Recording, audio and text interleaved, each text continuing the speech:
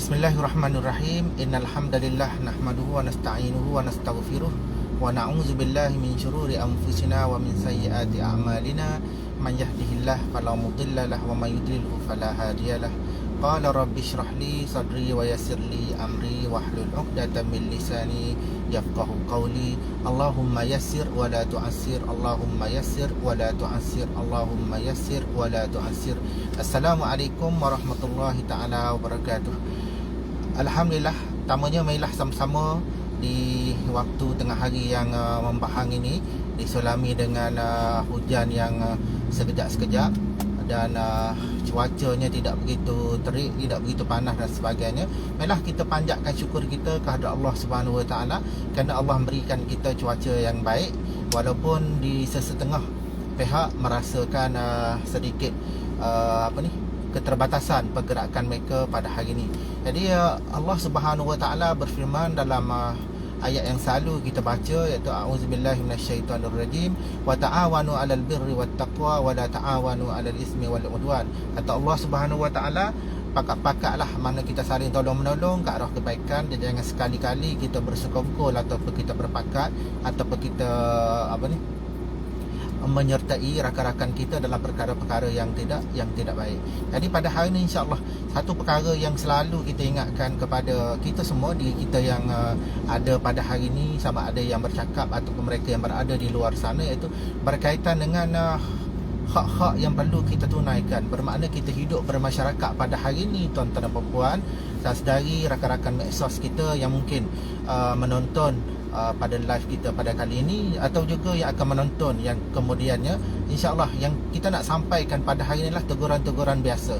Dan teguran ini tidaklah bermakna orang yang bercakap ini untuk tujukan kepada sesiapa, cuma sebagai peringatan bersama yang kita sebenarnya adalah berdepan dengan masalah yang sama, berdepan dengan masalah sikap yang sama, berdepan dengan masalah yang kadang-kadang kita ini mendahului kepentingan diri kita melampaui sepatutnya hak yang kita dijamin sebagai kita seorang Islam. Jadi tuan-tuan dan puan-puan, selain daripada itu juga kita nak beritahu lah, hari ini hujan. Kita dah masuk channel Kelantan sikit. Hari ini hujan. Seawal pagi tadi, yang mana nak hantar anak sekolah, yang mana nak pergi bekerja ni, ada sedikit terkandas lah. Yang mana naik motosikal, yang mana berbasikal, yang mana naik kenderaan awam ni, sedikit sebanyaknya adalah kena hujan, itu biasa. Dan yang kita risau adalah anak-anak kita lah. Anak-anak kita, musim sekarang ni musim Covid.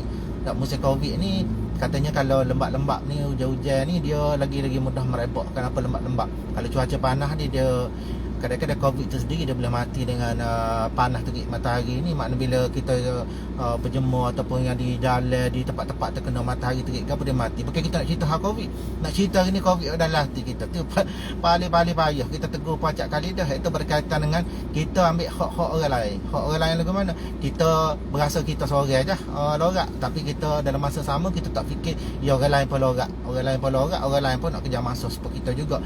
Hadis daripada Nabi sallallahu alaihi wasallam, Nabi sebut cara jelas biar kita faham lah sampai bila-bila. Nabi kata, man la yarham la yarham. Orang tak setia kat orang lain, orang yang tidak ada perasaan setia, tidak ada perasaan belas pada orang lain ni, dia tidak akan dikasihi. Itu kata-kata daripada Nabi sallallahu alaihi wasallam. Waktu kita tak sebut sangat, ini adalah perintah daripada Nabi sallallahu alaihi wasallam yang kita dalam pertemuan yang terdahulu kita ada sebut, iaitu berkaitan dengan hak-hak jalan. Yang mana Nabi sallallahu alaihi wasallam sendiri ada bersabda, iyyakum wal julus 'ala turuqat. Nabi kata, elakkan, jauhilah diri kamu ni pada duduk-duduk di atas jalan. Duduk di atas jalan termasuklah kalau kita main atas jalan, kita duduk, kita jalan, kita lenggak kangkung, ataupun kita duduk atas jalan lah, duduk tengah jalan dan sebagainya, termasuklah di orang panggil kaki lima jalan. Kenapa di kaki lima jalan? Bukan tempat lepak, tapi biasanya lah tempat menurunkan penumpang, tempat ambil penumpang, atau tempat kalau tidak jadi satu ruang yang sesak, boleh kita menunggu. Jadi pada hari ni kalau kita tengok di kawasan-kawasan sekolah ni, ramai yang menjadikan kawasan-kawasan kaki lima jalan yang ada tepi-tepi pagar sekolah ni tempat menunggu. Tak ada masalah tempat menunggu, tapi kena ambil kira lah, kalau dengan kita menunggu tadi menyebabkan rakan-rakan kita, sahabat-sahabat kita yang nak ada urusan dengan sekolah, nak hantar anak juga, nak ambil anak, terganggu. Kenapa? Terganggu, tak ada ruang dia nak berhenti. Duduk jauh-jauh dak, jauh ni takkan nak tinggal kereta nak berjalan kaki dak. Boleh sangat buat lagu, tak ada masalah. Tapi cuba kita tanya kita hak duduk di mucung, duduk pintu pagar dak. Tak apa lagi masalah kita yang kita perlu lepak-lepak dak. Saya tak tahulah, mungkin dia ada masalah dia, kita tak tahu, mungkin dia tengah make up ke tengah apa. Tapi yang kita perhati ni banyak lah, bila atas anak, turunkan anak, dia tunggu dak tobek daripada kereta dak, orang panggil memandang seolah-olah pemandangan pandangan yang terakhir lah, seolah-olah tu adalah kali terakhir dia tengok anak dia. Dia akan perhati tengok, padahal bila gua besar pun sebut banyak kali dah, jaga pun sebut dah, tak payah tunggulah tu anak gak tinggalkan apa ni, kawasan selamat dah, ada jaga, ada gak kita duk tunggu dah, caca dia. Kalau hujan tadi saya tengok gaknya berpayung tunggu, makna anak kita ni selamat dah.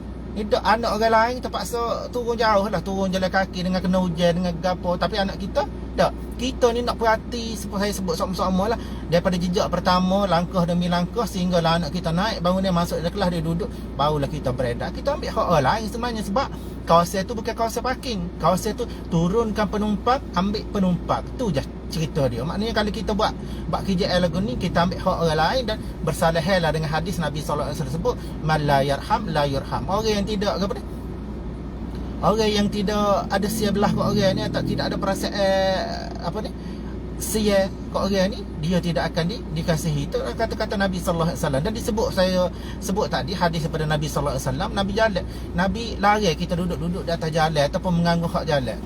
Dan ditanya oleh sahabat, bila Nabi sebut tak boleh buat lagu tu, sahabat apa sebut, faqalu malana budda innama hiya majalisuna natahaddas fiha, qala fa iza abaitum ilal majalis fa'tu at-tariq haqqaha.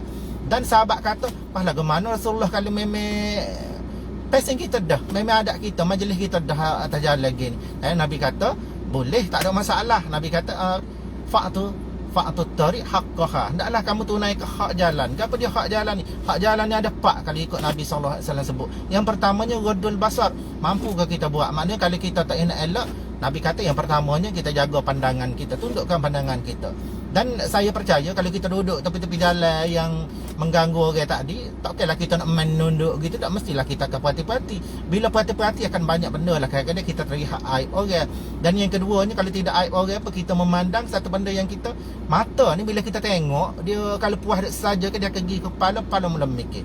Sama ada kita tengok rutin orang lalu ke, tak kira lah, kadang-kadang rutin apa tengok orang jatuh pun dia berasa lain juga, mau mula mikir pelik besar. Ataupun kita tengok satu benda yang menyakitkan hati kita, kadang-kadang orang tak ada nak tengok kesenangan orang lain, dia tengok orang tu mari dengan mus dengan apa mulalah, mari nak nunjuk kat orang ni, padahal tempat-tempat lagu ni mari kata-kata biasa, boleh tak ada benda lain selain pada nak nunjuk. Contohlah kita sakit hati, kenapa kita tidak mampu tengok kesenangan orang lain, kita rasa sakit hati. Ataupun boleh jadi juga kita tengok satu benda yang orang panggil lekeh mana benda yang low class mana, orang ni mari dengan kereta, kadang-kadang kereta dia ni dengan bumbung hujan kan, tak semua orang keretanya sempurna. Kadang-kadang hujan ni dengan aircon tak ada, kadang-kadang wiper pun tak ada kesian. Saya pernah tengok anak duduk atas kereta ni, anak pergi kain, pergi tisu ni tu lelak di dalam, atau lelak di dalam. Ayah ni pula buka cermin kecil di sebelah kanan ni, dia ada tangan kat luar lelak. Jadi kita tak, itu adalah kemampuan dia, janganlah kita pelekeh. Kadang-kadang kita kata ada lagi dalam dunia moden pakai kereta lagu ni, tak mampu nak beli kereta ni 2-3 ribu comel dah. Tu kita kata kita mampu, boleh tentu lagi orang lain mampu. Jadi pertamanya ghadul basar. Kalau dah kita nak sangat kan, yang pertama tolong jaga pandangan, tundukkan pandangan. Yang kedua, kaful azan ni payah nak kita elak. Kaful azan ni maknanya elak daripada kita menyakiti orang lain, menyakiti hak orang lain. Cuba tanyalah, kalau kita nak main tunggu pintu pagar, tunggu tepi-tepi pagar yang dekat dengan pintu, lalu orang nak berhenti, lalu orang nak ni, adakah kita tanya boleh ke kita duduk sini? Kalau kita tanya lah ramai-ramai orang hak lalu ni, orang marah belakang. Marah kenapa? Lah orang lagi kerja cakap kena tunggu dia. Pasal lagi bila kita masuk kereta, kadang-kadang orang ni mari dia tenggak pak duduk di mucuh kereta. Kita ni rapat pintu pagar dah, anak nak turun dah, lepas dah anak bagi sekena kanan nak keluar, tiba-tiba dia mari tenggak depan, terganggu kita nak tubik tak boleh. Maka situ kita panggil kaful azam, maknanya kita tak jaga, kita menyakiti orang lain, ataupun menyakiti hak jalan. Boleh termasuklah juga dengan sebab kita buat tadi, orang lain boleh jadi susah. Dan waradus salam, kena kita panggil apa, jawab salam lah.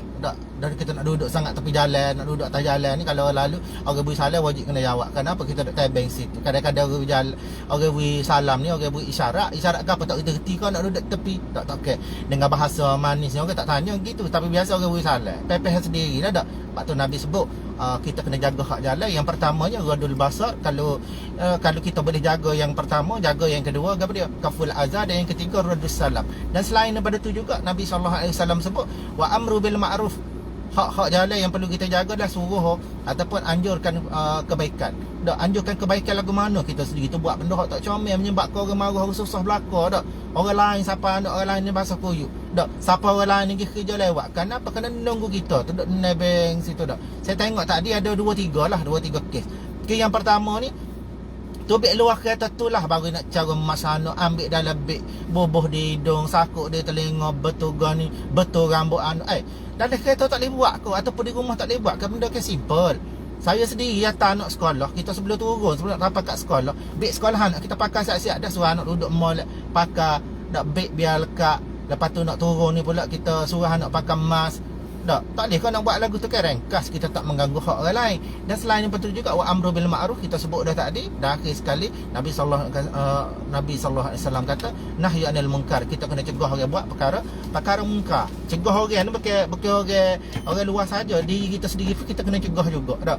Ni kita sendiri buat bagi hak tak kena, lagu manalah cara kita nak cegah orang. Jadi sama-samalah kita ambil pengajaran, kita ambil iktibar. Mudah-mudahan dengan apa yang kita sebut ni, tidaklah kita suatu hari nanti ni, kalaulah kata terkenal lah kita ni dengan orang yang kuat ibadat, kuat amalnya, tetapi kita balik berjumpa Allah Subhanahu Wa Taala dalam keadaan tak ada satu amal. Kenapa? Amalan kita tak terbakar. Terbakar kenapa?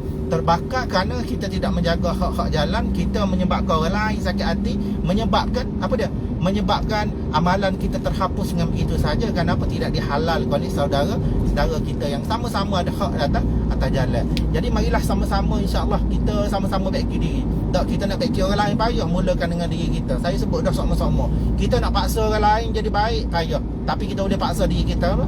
Kerana diri kita lah, kita sendiri kita boleh hejah, kita boleh ubah, dan kita boleh apa yang kita nak sebenarnya. Tapi cuba jawab, tanya diri kita, nak dengan tak sih tak? Benda mudah saja.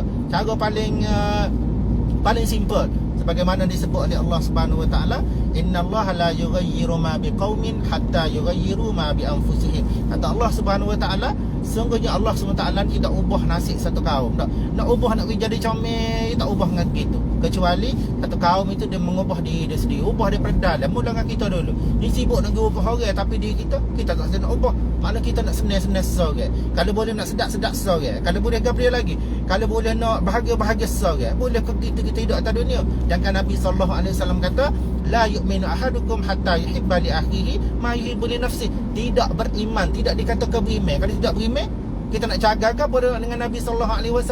Nabi kata tak beriman seorang di kalangan kamu ini sehingga dia kasih kepada saudara dia sebagaimana dia kasih kepada diri dia sendiri. Akhir sekali, marilah sama-sama kita renungkan hadis pada Nabi SAW. Nabi kata al-muslim, orang yang dikatakan Islam ataupun orang Islam tu siapa dia?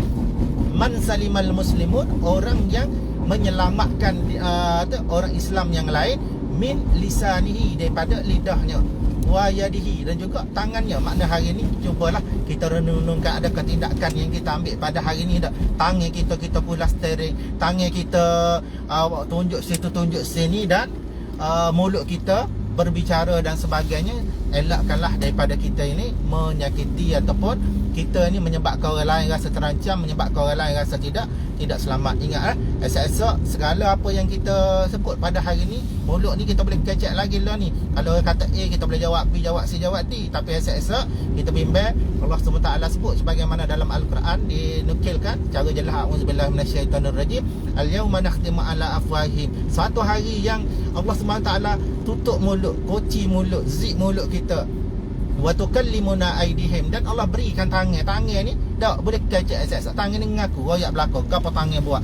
Wa tashhadu arjulukum apa? Wa tashhadu arjulukum apa ni?